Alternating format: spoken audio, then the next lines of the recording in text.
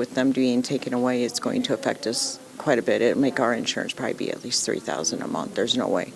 That's going to take all of my husband and I's income, and we are in our 60s. We're going to have to work harder just to get through and be able to survive. Iowa voted for Donald J. Trump. Let's see how that's going. With them being taken away, it's going to affect us quite a bit. It'll make our insurance probably be at least $3,000 a month. There's no way.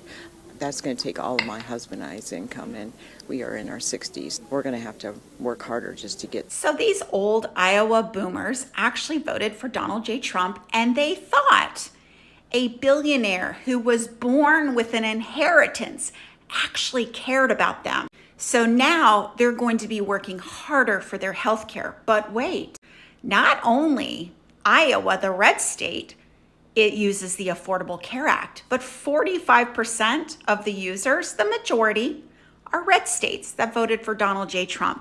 We are now in the FAFO stage of Donald J. Trump. Guys, unfortunately, it's not only Iowans that are going to feel this. Hey, beautiful people, welcome to my YouTube channel.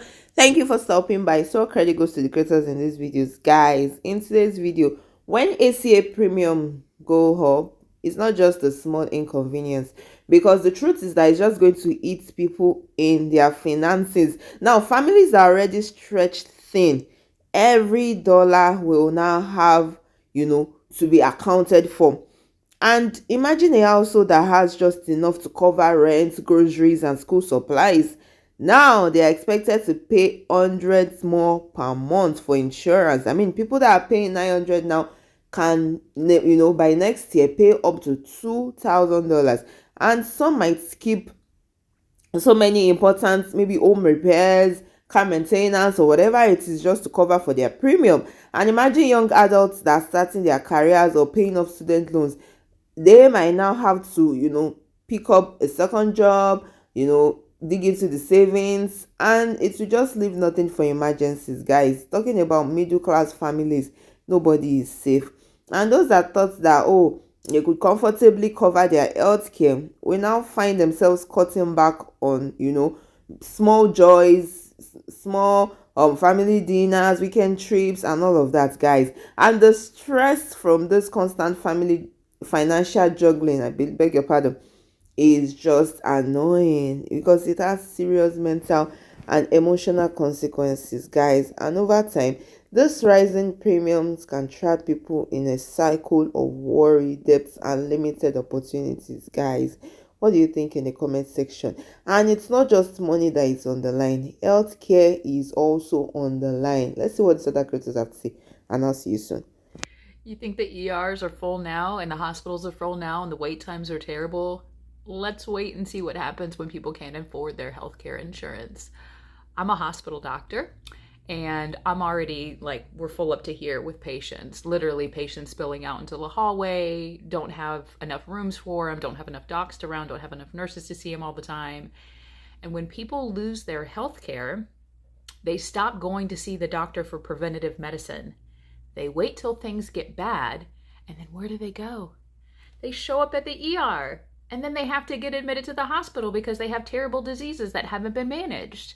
So the public system effect that this is going to have on everybody, it's going to suck, guys. It's going to be awful. I have worked at county hospitals and indigent hospitals before, and nobody comes in and gets better within a day or two. Everybody has end-stage disease, and it takes forever to get better. And so when I hope you guys are not personally affected by the changes in the healthcare, but I feel like everybody is, either between premiums going up or people losing insurance. You might think that's not going to affect you, but if you have to show up at the hospital and we're full of people who have no other place to get their healthcare needs met, guess what? You're waiting on a bed too. You're waiting to see a doctor. The resources don't magically improve and get more abundant. There aren't magical hospital beds that become available and more doctors and more nurses to take care of the patients. So buckle up. Guys, I feel that in every economy, in every system, in every country, and whatever it is, healthcare should be paramount. I mean, it should be number one, because now we are talking about the amount of money that people are going to pay for their premiums, right, by next year. What about talking about the health that will be on the line? Because higher premiums often force people to downgrade their plans, or they can just decide to skip coverage altogether. And we're talking about delaying doctor's visits. We're talking about people that will start avoiding their routine checkup. And we're talking about sometimes skipping medications that are critical to managing, some chronic conditions like maybe diabetes, like hypertension, or even mental health issues. Preventive care, which could stop illness before they get serious. Guys, everything now looks like it's going to become a luxury instead of just, a part of life, just a normal part of life, just a standard part of life. And talking about those that might postpone their necessary tests or ignore warning signs, or like this person said, they'll just wait until these problems become emergencies, guys. And when emergencies happen, the cost can be devastating, not just financially, but it will also take a toll on mental health, physically and emotionally. Families may face hospital bills, that wipe out savings, and individuals may suffer worsening health outcomes simply because they cannot afford a simple checkup. Guys, when we look at it, the ripple effect is massive, because rising premiums don't just make healthcare harder to access, guys.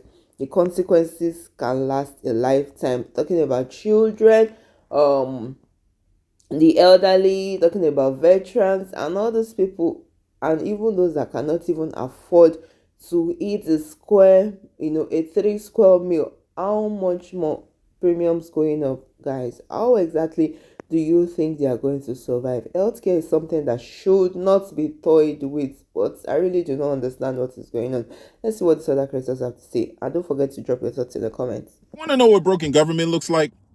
This right here. Because on December 11th, the Senate had one job: keep health insurance from exploding on millions of people next year. And they blew it on purpose. Democrats brought a bill to extend extra Obamacare help for 3 more years. Republicans, they brought their own bill with some health savings account gimmick. And you know what happened? Both of them failed. The same vote, 51 to 48. They needed 60, nobody budged. So what does that mean in real life, right? Those COVID-era subsidies that kept the premiums down, they're gone on January 1st, 2026. We're talking about premiums going up around 26% on average. Some folks, their monthly payment more than doubles. There is a family example out there, a family of about 4 making about $130,000 right now. They pay around $900 a month. Next year, that could jump to about $2,000 a month. That's over $1,000 extra dollars every single month just to keep the same coverage. And this hits up to 24 million people on the Affordable Care Act. Not rich people, regular folks, gig workers, small business owners, early retirees, people in between jobs. Meanwhile, the Senate is over here playing team sports, right? Democrats are saying, look what the Republicans are blocking. Republicans are saying, we stop the Biden spending. And who gets crushed in the middle? You. Your kids' doctor's visits, your prescriptions, your mental health care. Now, they love to say, go get a job with benefits, right? While they let the individual market just catch the fuck on fire. And here's the honest truth. If a senator is more afraid of their party's base than helping you with your hospital bill, they do not represent you. Remember these votes, right? When you see your premium letter in the mail, don't just cuss at that goddamn envelope, cuss at that ballot box. Call their office, put their name on it, because if they can casually let your health costs double in an election year, they already told you exactly how much your life is worth to them. A little insight into this health insurance disaster that's about to happen in 2026. Over here is my 2025 plan. And by the way, these are the same plan. They have the same name, supposedly the same coverage. Look at the difference between this year and what I'm supposed to be paying next year. So first off, monthly premium at $3,000. I'm not paying that. Nobody's paying. Who can pay that? So if I had to use this insurance and I had to use it all the way up to where I got past my $12,000 deductible, I would end up paying $50,000, over $50,000 in the year of 2026 for health insurance. If by some miracle we never had to go to the doctor, just for the privilege of having this insurance, I would end up paying $36,000, over $36,000 in 2026. This is going to be unsustainable for most Americans. You can see I had a $0 deductible. It goes to $6,000 individually, $12,000. So this would be considered a catastrophic high deductible plan, but instead of paying like $500 a month, you're paying $3,000 a month. People that make just over the limit to be able to qualify their kids for Medicaid, but don't make enough to pay $3,000 a month, it's probably going to be between 10 and 20 million people in this country. So my question is, what kind of impact is this going to have on our economy and on our healthcare system? Because I'm not paying that. I'm going to have to cross my fingers, and my family of 5, we're just going to have to hope and pray that we have great health through this year. And if we do get sick, we're going to have to pay out of pocket. And if it's something major, we're going to have to go to the emergency room. So is this going to cause 20 million people to overload our ERs? Is it going to drive healthcare costs up? What are these bills going to look like? Is it going to cause an increase in personal bankruptcies because these bills are going to be so high when you go into the ER? What's going to happen here? What is the impact that this is going to have on the economy of the United States and our healthcare system? By the way, in South Carolina on the marketplace, we only have really one insurance company now. There's 2, but really only one that offers a bunch of plans. There's no competition. This is what you get to choose. If you can't choose this, you have nothing. That's really sad. It's really sad, guys. ACA premiums going up is not just numbers on a bill. It's families, people delaying care, and stress that spreads across community, guys. It's about finances, health, and life itself, guys. But awareness is power. Just know what your options are. Plan carefully and prioritize your health, because those increases are real. They are real and they matter. Your coverage, your well-being, your peace of mind are what's protecting, guys. I just hope those that need 24-hour health checkup, medications, and all of that, I really hope they're able to afford it. And please, guys, don't let rising costs dictate your life. Take control, stay informed, and make your health and future a priority. Let me know your thoughts in the comments, guys. I really want to hear from you. And if you have found value in this video, don't forget to like, share, and subscribe. And I'll see you in my next video. Please stay safe. Ciao.